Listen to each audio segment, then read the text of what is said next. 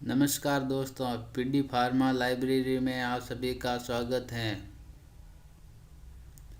आज के इस वीडियो में हम बात करेंगे ड्राई कफ के बारे में, जिसे हम सूखी खांसी भी बोलते हैं।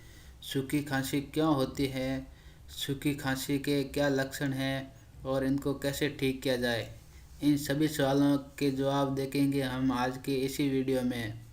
वीडियो को पूरा देखने से पहले चैनल को लाइक एंड सब्सक्राइब ज़रूर करें। चलो वीडियो को स्टार्ट करते हैं। सिम्टम्स ऑफ ड्राई कफ।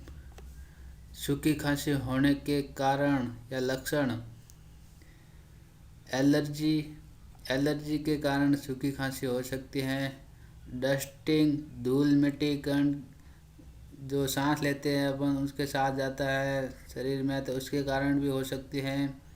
या ड्राइनेस इन ट्रेकिया, गले में सूखापन होने के कारण भी सूखी खांसी हो सकती है।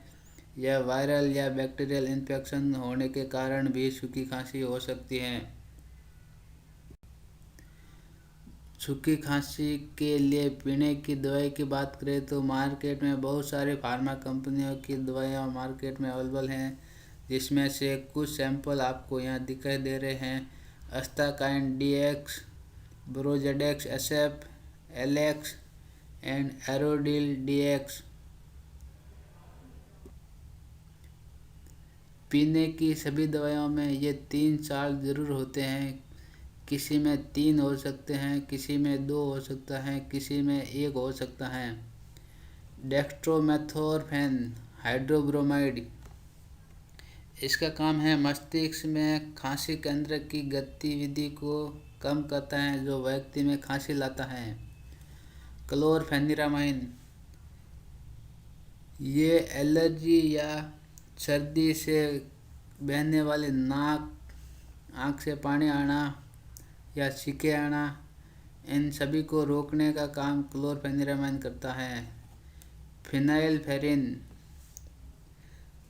एलर्जी या सर्दी या बुखार के कारण नाक बहती है, आँख से पानी आता है या छींके आती है, तो इन सभी को रोकने का काम फिनाइलफेरिन करता है।